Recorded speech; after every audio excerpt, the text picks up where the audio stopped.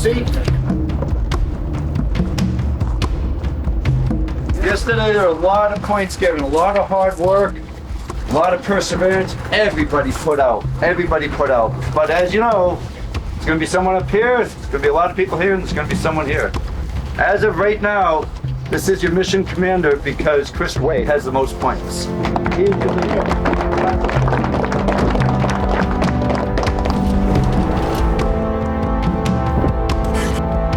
Being granted the leadership position is definitely a big responsibility with 32 people that you don't know very well and that have a huge spectrum of ability. There are SEALs, there are Rangers, there are special operators here, and there are also civilians that have almost no experience in anything that we're doing. And making sure that they're accountable and that we're accountable for their performance is certainly a big responsibility. So far, this competition's going really well. I have heard from maybe 6 or 7 people this morning that they're a little beat up, a little sore, and really tired. And I told them, I said, but the good news is you're way better off right now than you're going to be tomorrow, because every day is going to get harder. But they came here for a challenge. They all came here for a challenge. I broke the news yesterday to them that it's not fun and games here. We're here to create a team. You're going to go on a special mission, and you're going to save a life. And we're going to take the best of the best. So I need to push them hard. I need to push them hard out here in the desert, running, navigation, long gun, 50 cal, 14s, pistol, navigation underground. Everything we do is to see who the fastest are, the best operators, and those who could think clearly under stress. The number one person, we call that person our mission commander. In SEAL training, we call it the BUDS class leader. But this person here, which is Chris right now, is responsible for making sure all 32, including himself, rotate through all the weapons, get the land navigation, everything I task him with, the little bit of information we have, what we're getting from government headquarters, when I get that, I give it to Chris, and he passes it along to the team. So they're not only just shooting, doing a lot of PT, but they're also planning a mission that's going to take place in less than a week. So why I decided to take part in Surviving Man is it mirrors a lot of the stuff that I've done previously, and I thought, man, I can do a lot of that stuff, you know, and I was worried about some of it, but, you know, I want to know where I am. I want to go up against the best guys they could find, and I want to see where I rank among that. I want my kids to see me doing it and saying, yeah, that's my dad out there, he's killing it.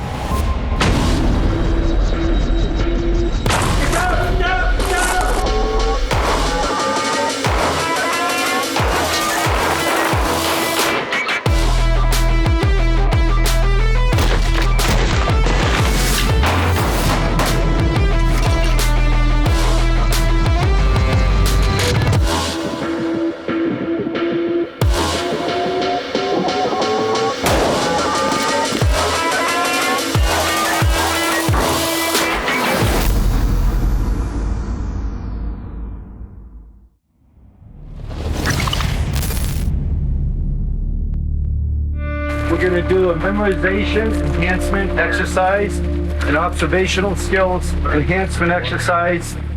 Snipers use it, SEALs use it, law enforcement uses this exercise. And on an intel lock, you have to memorize and gather a lot of data points. In 1901, English author Rudyard Kipling published a book called Kim about an Irish orphan kid in 1885 India who's training to be a spy. One of the things he is taught is a situational awareness memorization game that we now call the Kim's game. You can't write anything down, you can't take pictures, you can't talk. You're just looking and you're trying to gather all these data points and you're trying to memorize everything with great detail. All right, let's do this.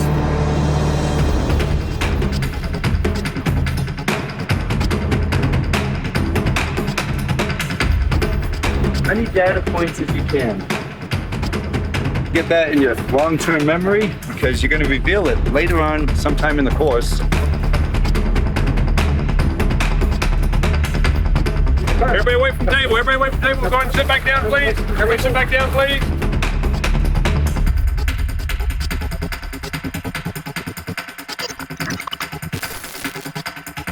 We call it the Pinnacle shot, shooting some big rifles. 45 seconds to make 12 shots at downrange 100, 200, and 400 yards targets. with a platform that the contestants only had a little time to practice with. Just to kind of go over the optic itself, I have the zero stop, zero lock style turrets. Now I've already set that up for you, so it's basically you're just going to point, shoot, and I'm going to explain more in depth of where you need to hold over on the reticle. So this thing is specifically set up for this caliber and this bullet grain. So basically what that's meaning is once we get this thing all dialed in, it's just point, shoot. You just got to know where to point and shoot on the reticle.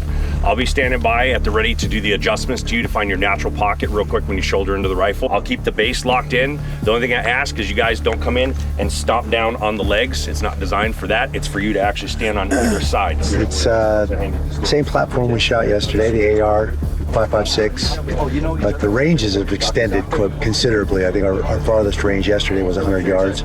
We're going out to 400 yards today.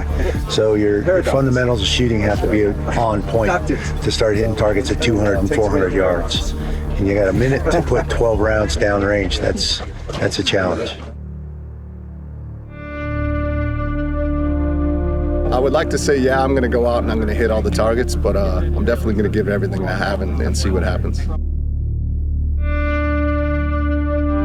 My competitive advantage comes from very early on, just very driven into sports, into athletics, always competing. Like I remember crying after like losing a 5th grade basketball game and everybody's looking at me like, what's your problem, bro? This is 5th grade.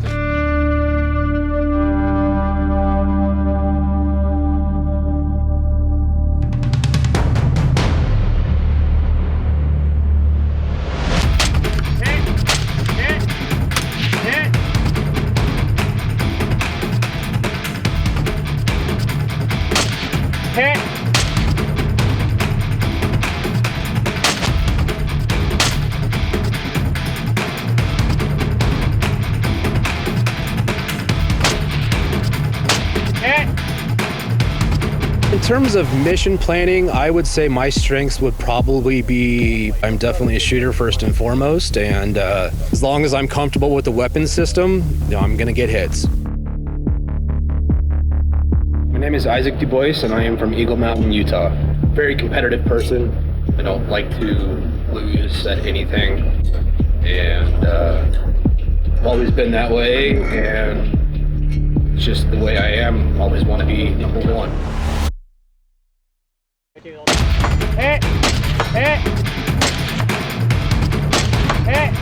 What's interesting about the setup is the tripod.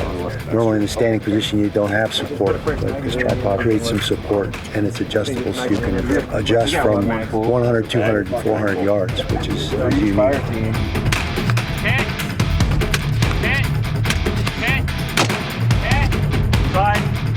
I was unfamiliar with the tripod system, so that took a little bit of getting used to, but got to improvise, adapt, and overcome. I hit every target all the way out to the 400. I felt pretty good about it.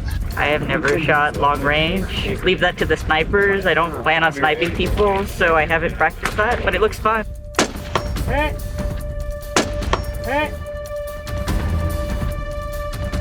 I've never shot anything past 100 yards, so it's totally new for me, a new platform. But it's really motivating to get into more of the precision rifle training, and I'm really looking forward to it.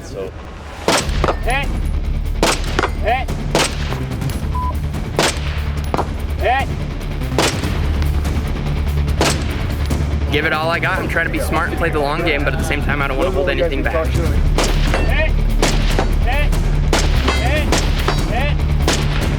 My goal today is to really make sure I'm focusing. I don't have a lot of distraction.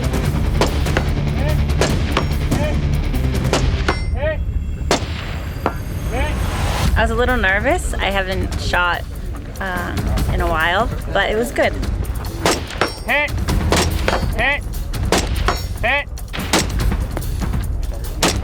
Time. Shooting off of a tripod like that, there were some issues with pivoting, but overall it was an awesome experience. Lots of adrenaline still pumping right now. 45 seconds is a very short window to hit all of those, so they definitely made it challenging.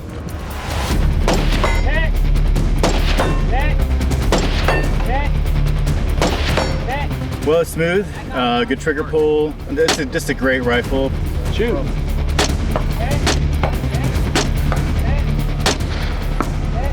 So far today, we've been shooting at 100, 200, 400 with an AR. I got 10 out of 12 on the AR. I typically would expect myself to get all 12 out of 12. There's a little bit of a different platform here today than what I'm used to.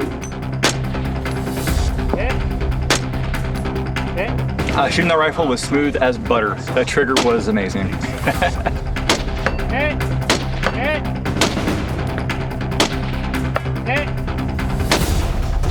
Didn't do as well as I thought I was going to do, but it was still a lot of fun. That was a good AR, some of the best I've shot.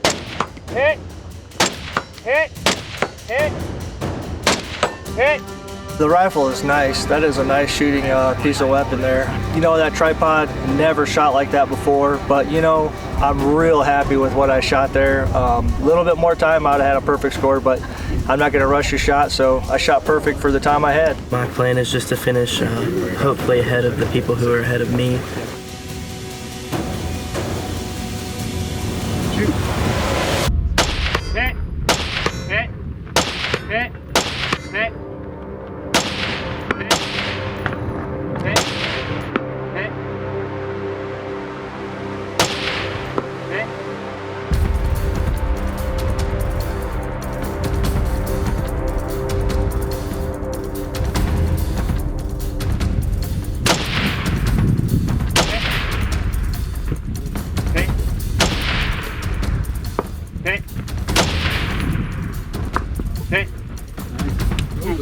Wow, that was pretty damn good.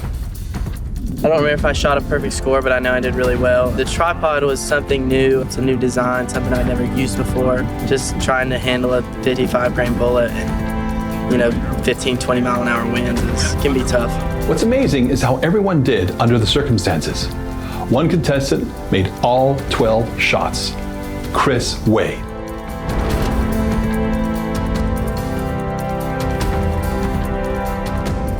But 6 contestants tied for second place, shooting 10 shots each, and 8 tied for third with 9 shots each. Next up, the 50 cal. No points for this one, but the experience of shooting that bad boy is a reward in itself. My name is Josh Marcus. Like yesterday, I'm the owner of Core Lead Operations. Sitting here in front of us is the Elitist. It's our 50 BMG custom-made precision rifle. What we're gonna do today is shoot this at 600 yards. This thing's capable for 2,500 plus. We've done it before. Who hasn't shot a 50 cal before? The biggest thing you gotta focus on is when you guys get behind this rifle, make sure you grab the rifle and bring it into your body and you hold on to it tight. You do not wanna have any gap between the rifle and yourself before you pull the trigger, because you'll know the second you do it, you'll never do it again. So when you put the magazine in, there's a notch in the back here. There's a notch in the inside of the chassis. So all you're gonna do is just roll it up in here and then slap it in just like that. Okay, so it's back first and then straight up. Today we're gonna shoot a 50 cal. Looks like it's gonna be 3 rounds. I've never shot one of those, so I'm kind of interested in finding out what that's all about. Right now they're setting up the 50 cal, and so there's a mixed group. Some have shot a 50 cal before, some have not. Although it's another long rifle, it's a bolt action. It is a huge round, 750 grains, a ton of powder. I mean, it's literally, the round is that long in the casing, and it rocks you. It's intimidating, especially after you pull a trigger that first time. And it's like, oh my gosh, and you have to completely reset because the recoil is so significant. So it's gonna be interesting to see how they deal with the adversity of shooting a 50 cal. Now, the weapon they're shooting today is stripped down. It's quite a bit lighter than many 50 cals are. They got the weight down using carbon fiber and stuff to 18 pounds. It's going to be on a bipod because it's a very big weapon to try and shoot unsupported. So we'll be at a table with a bipod, and the recoil is pretty remarkable, and it gets your attention. And now if you're intimidated for your second, third, or fourth shot, that's going to play in. So you've got to really follow through. You've got to have a good stock weld, pull that in really nice and tight, and squeeze that trigger. And that anticipation is a killer.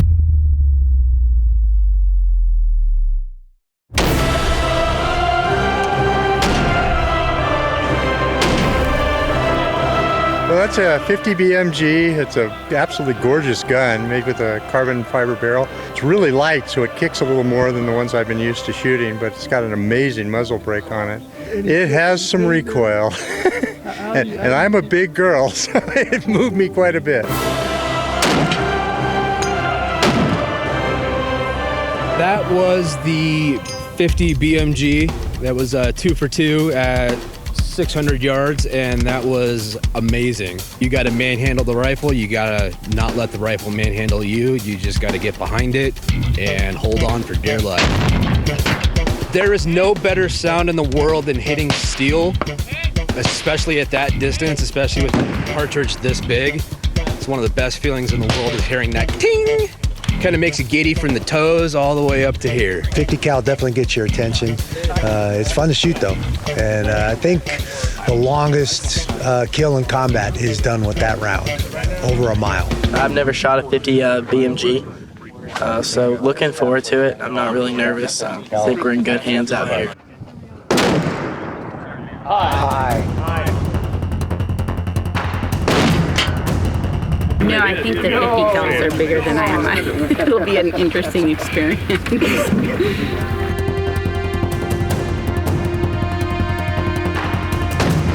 Just shot the 50 cal. That thing's spectacular. It's about 18 pounds alone without the scope. The way it kicked me is like, it was like getting kicked by a mule for the first time.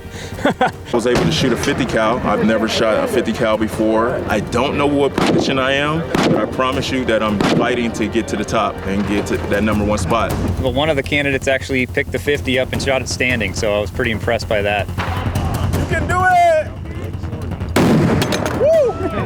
Yeah! It's been fun to watch. I'm enjoying every single day more and more watching them go through the different evolutions. So it's been a real honor to be here, and we enjoy it.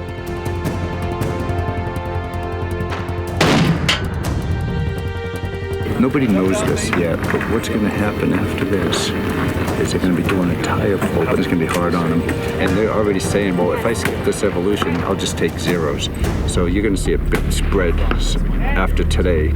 The top people, and it's going to separate the men from the boys or the women from the girls or whatever. There's going to be a big spread after today because some people are already talking about, I won't do that evolution, it's going to hurt me too much. But that's okay, that's okay. It's all going as we planned it.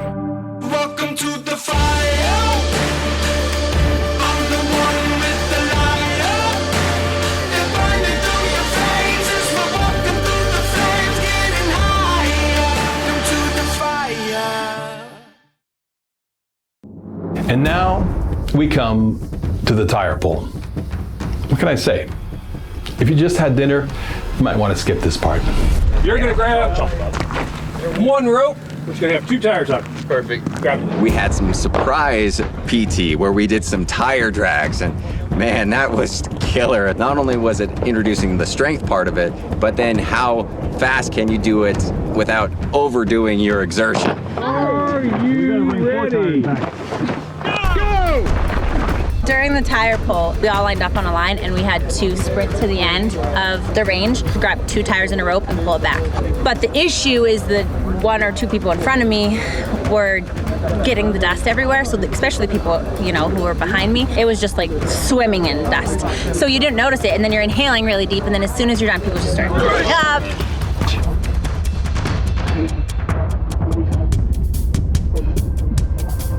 We inhaled a lot of dirt, and I think every one of us were coughing for the last hour. I'm definitely a shooter. I'm not really a runner, but personally, I need to work on my physical fitness a little bit more. I got a few days notice before I had to come out here, so I wasn't training like everybody else was, but I got the email, and 2 days later, I was out here giving it my all. I think mentally is stronger than physical in anybody, and so, if you don't quit, you'll be amazed what physically you can do. The mental aspect, if you do quit, it doesn't matter how much more your body had left. So I think I'm ready with both, but certainly mentally. On your mark, get set, go! We ran and then we pulled some tires. That was crazy. The running part to go get the tires wasn't so bad, but pulling it back, oh man, it definitely smoked a lot of us. My legs feel like spaghetti. I'm feeling a little tired, knees hurt. Definitely struggling. Mark, set, go! You know, we had that tire pull event where 200-meter sprint followed by a 200-meter tire drag on the way back. You had 2 tires attached to a rope that you just had to drag back, and I knew that was somewhere I could make up a little bit of ground, so I tried to go all out on it, and I paid for it. It was tough. Those last couple yards I was struggling to get there, but finished up and happy with my time. So we did the PT with the tire pull, and on the way back we kicked up so much dust. Somehow I inhaled enough of it that it's irritated my lungs, and I need to be sitting out for a little while. What did you call it? It's laryngospasm. So my lungs were displeased and did not want to let me take in enough air, and I need to sit down and relax, because even now, talking to you, I'm still dropping my blood oxygen a little.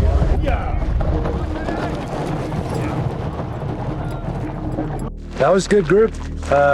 They pushed it pretty hard. Obviously, we're dragging the tires back. You got to try and keep the momentum, those legs pumping. Got to dig in a little bit, bend at the waist, and that's a burner, a thigh burner for sure. So the tire pull today was pretty rough and unexpected. I'm not going to say that it's 100%, but I'm definitely putting effort in everything I do.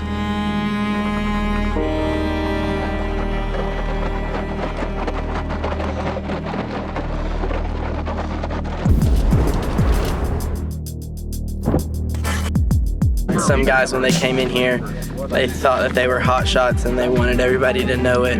You know, those aren't really the people that I'm worried about. People I'm worried about here are people who come in and put their head down and just work hard and win every single challenge.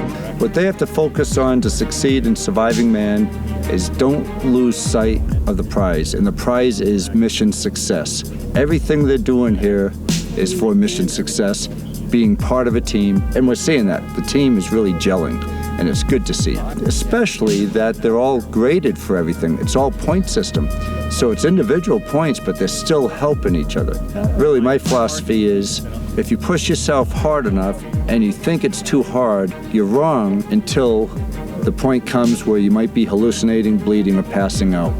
And so I would push myself to the limit where I'd collapse, bleed, or start hallucinating. And I don't want to get anybody to that point, but I want to get them just under that and then back off, because we don't want to hurt anybody. But if people are willing to give it that much, back off right before they get hurt, that's what we're looking for.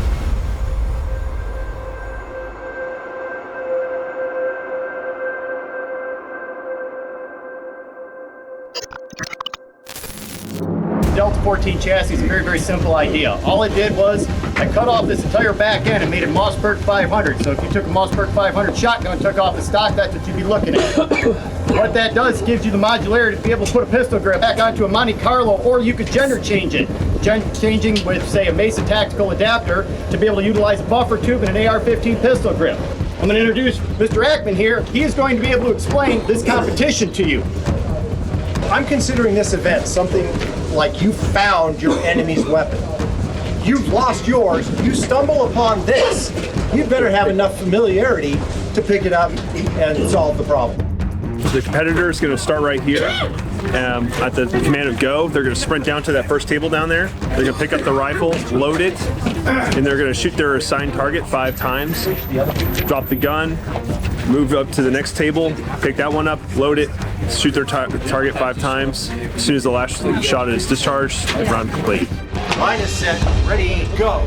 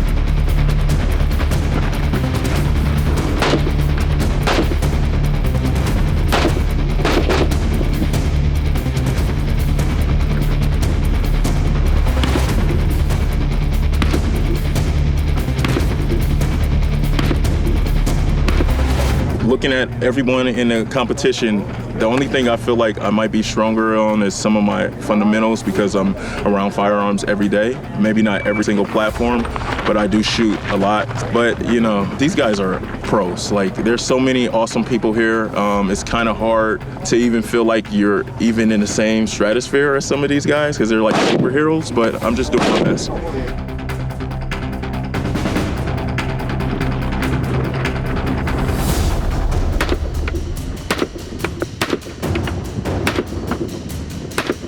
When you're putting everything that you have into it, yeah, you're going to be pushing yourself to the maximum. That's the difficult piece of it. That was the evolution of Pop My Calf, so I took it slow, so I didn't blaze through it, but I did complete it. It's just taking one evolution at a time, trying to stay calm and just make the best of the experience.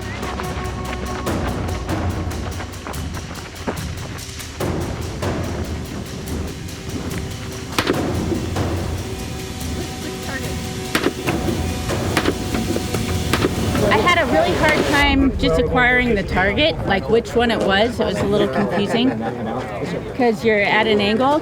And then I was unclear about which target I was on, and so it was really slow. Just the way it goes.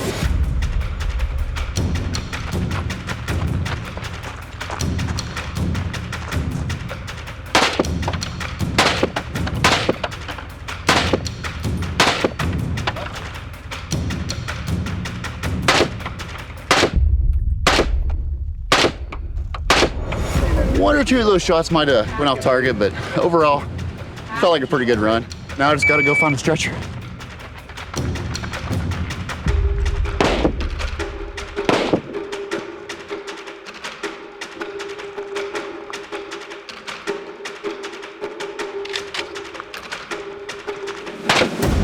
It was a lot of fun. I feel like speed-wise and running, I was pretty on point. Slowed down a little bit by the 2 malfunctions at the end. But past that, hopefully the hits are good enough. I can't believe how fast these guys are sprinting, picking up that weapon and firing. Yeah. Complete composure. After doing that sprint, it's super impressive what they're doing.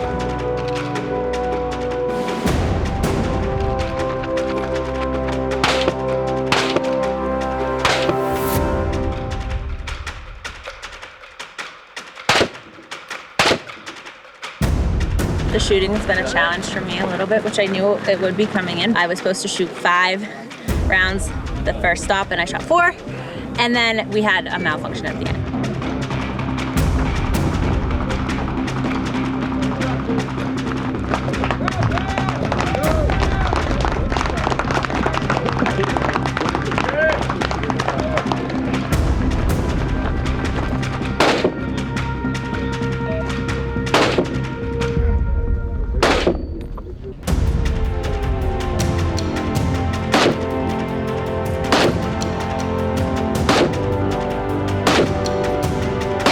Even you had a lip over here, you still got 10 good shots, and your time wasn't too far off most people's.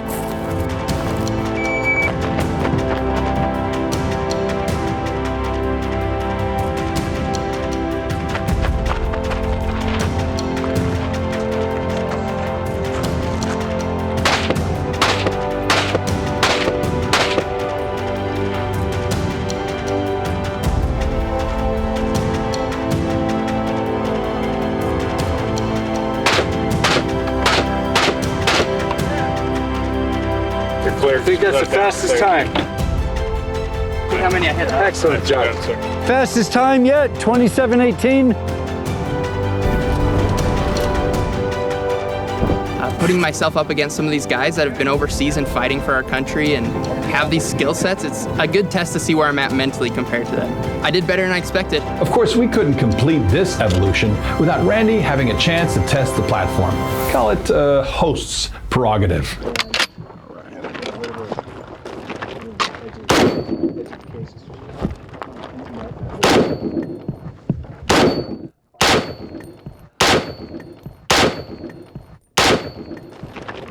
Clear. Welcome to the fire. I'm the one with the lighter. They're burning through your veins as we're walking through the flames, getting higher. Welcome to the fire.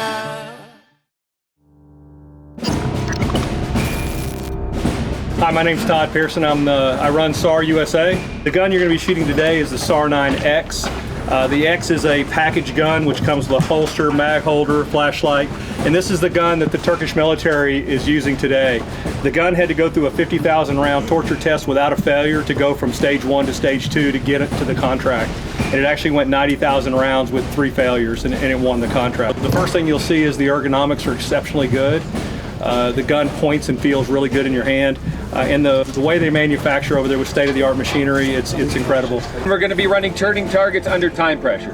Targets turn, you'll present the gun, come out and engage your assigned target. You're going to drop to a knee, come around this way. Okay, now from here, obviously I can't hit target 10, so I may need to change an angle to be able to get target 10, but you must utilize your cover behind this. When you go overseas in the war zones, you're always looking for what's cover and what's concealment. Couches, boards, walls that concealed you from the enemy. It doesn't protect you from bullets. Cover is better than concealment. If you get both, all the better. What we want to do is, in their minds, know the difference between cover and concealment. When you leave a barricade, if it's cover or concealment, and you have your whole body out here, you're giving away all your cover or concealment. You try to leave just a little bit of your body outside that cover or concealment. Just give a little.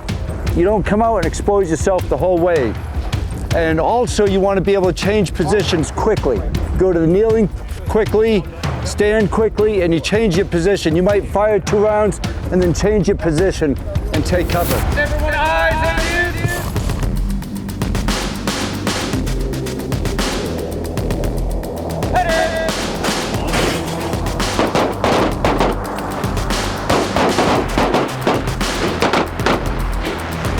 Shooters up on the 7-yard line. Headed.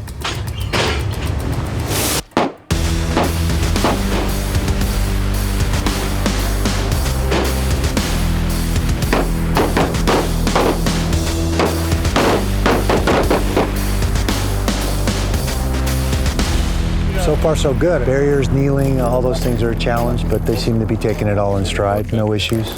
I shot the best out of my 4, which was the top 4 competitors.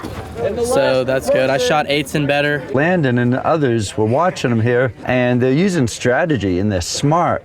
They're letting others go in front of them to see how fast they're going, and then they get a longer break, and they get a longer break, then they know how fast they have to go. Yeah. It's ingenious for them. It's a smart move. It's absolutely a smart move. It's not always best to go first.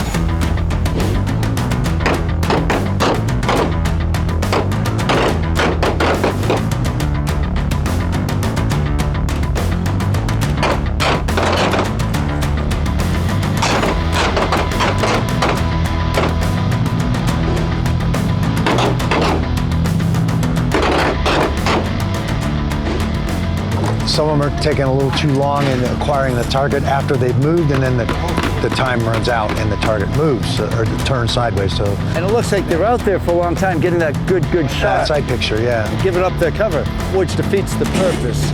And some of the guys, I mean, it's so impressive what I just saw there. They're so fast. Very fast. They're getting the fast shots and moving. Absolutely. So we've advanced quickly this week. Yesterday, it was basic shooting. I mean, everybody did well. These guys and ladies are all shooters, but today it's advanced shooting, moving into tactical shooting. And that's usually after a couple of weeks of training. And we're doing it on day 2. And that's only because we have such good qualified people here. Absolutely. Basic training is pretty much basic marksmanship. Unless you move to a more elite units, you're not going to do a lot of moving cover and other types of shooting. I mean, just going through basic training, we didn't even do pistols. So it's not till you move into more elite units that you start to do more pistol work, more moving cover and all that sort of training. Athletics are athletics. Doesn't matter if I'm standing and need to engage and move and fire, or if I'm trying to dive off a diving board or jump and hit a volleyball or wrestle and take somebody down. Athletics, there's a common thread in all of those positions, taking advantage of your core, staying in balance, in good position, and being able to move and do that when it counts.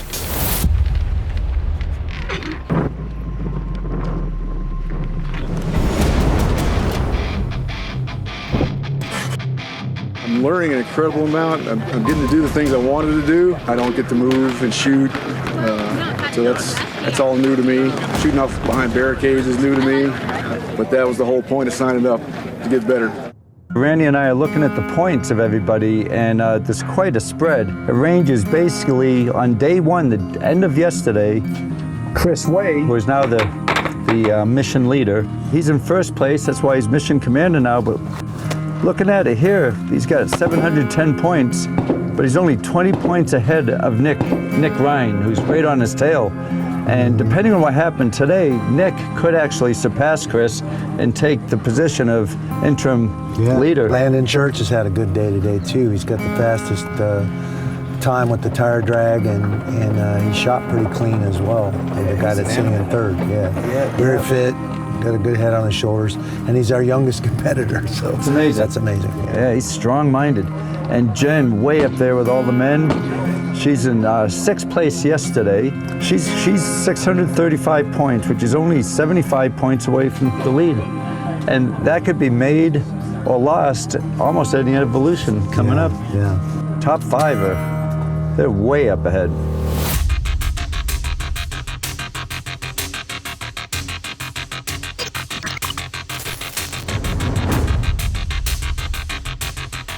The ropes course it's challenging for me. It's not something I'm super comfortable with because I haven't done a lot of it. So it's an opportunity to definitely work through some of the limitations that I have with heights and things like that, and just see what I can do and see how far I can go. Now for you, the viewer, just imagine as sore as you've ever been and then doing all this garbage. The main thing for me to see right now is character. What I want to see above how good they are on the ropes or climbing, I want to see how strong they are up here and what their character is. Skills you can keep building on, building and building. If I see a lack in character, a lack in leadership, you can't have that in a team.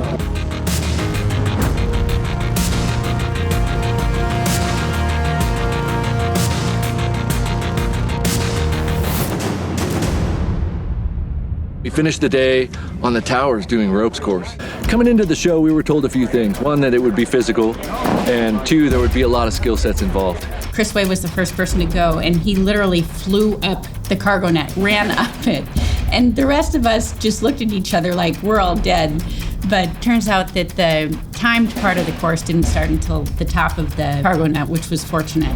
Within the team that we're assessing, there are people that are 10s and there are people that are 0s. And so the ropes course was a great way to assess the skill sets that those individuals have so that we could develop the weak ones and we can maintain the strong ones. It was something I was looking forward to as a rock climber and mountaineer. I was a little disappointed with myself in terms of not having the urgency that I felt like I needed to get through it faster. And I got a little bit hung up with my foot and the safety lines. And so that took me a while to figure out how to keep kicking that thing forward so that I could keep moving. Otherwise, I'd get hung up because I weigh like 112 pounds or something. Honestly, it didn't feel much of a challenge. I just went with it. It felt natural. I always like to pretend as a kid I was a monkey, so this is my way to do it as an adult. I'm not afraid of heights at all, and I love being up there and doing the rope stuff and doing the climbing walls, and I was in an element, so I was just loving it up there, got through it pretty quickly. Top 10%, top 5% on that one.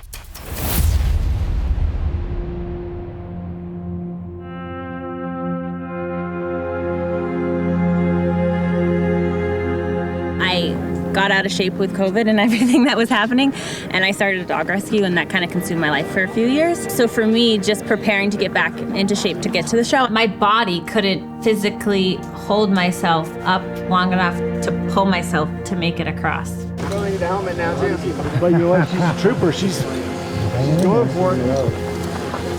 Oh, I was so frustrated. So they kept saying to me, just another couple more inches, and I'd look back and they would be standing like 3 or 4 feet back. So I'm like, they're lying to me. I'm like, I don't have like another 2 or 3 inches. We'll come to find out, I literally only had another like 2 to 3 inches, and the platform was right behind me and I would have been fine. So I was so annoyed after I like gave out because I could have just pulled myself like one more time and I would have been there. But whatever. It was worth it. It was fun. It was cool. She got in a position where she was underneath a cable. The lobster claw is wrapped underneath the cable, so she has to either be redone or try to get under that cable, one or the other. And they decided to just unhook one lobster claw at a time. She was working hard. She was working hard. She was making it across. She had good attitude through the whole thing. And she came off not knowing how close she was to the end. Yeah. I think if she had taken a quick look back and saw how close she was, I think she would have made it. The ropes course for me was a decision that I had to make to overcome a fear that I had. And I had been hesitant to make that decision for many, many years. And being faced with it in front of my peers in such a way where the world was going to be watching me, I knew that I had to overcome it, and I just had to do it. And so what got me through it on Mother's Day was thinking about my kids and thinking about how difficult it was birthing them. And I thought that there was nothing else that could be more challenging than what I've already done as a mom. So I did it. That's really the exact thought that was in my mind at that moment.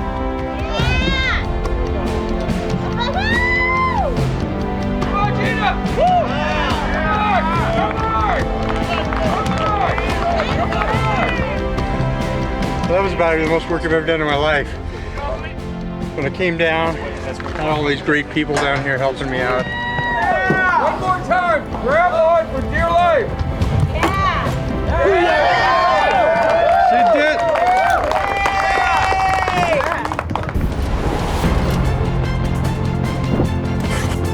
The ropes course was a great way to assess the skill sets that those individuals have so that we could develop the weak ones and we can maintain the strong ones. Coming up in the next episode. Oh, there's a way. That was brutal. Man, I'm done, bro. We had several people missing. Be accountable to each other. I'm getting the feeling nobody sees a sense of urgency to you guys missing teammates who could be out in the desert dying right now. Chris believes he deserves respect, but that doesn't mean that he's earned it. I don't want to even talk about it. There's going to be a talking later on today. Stay tuned.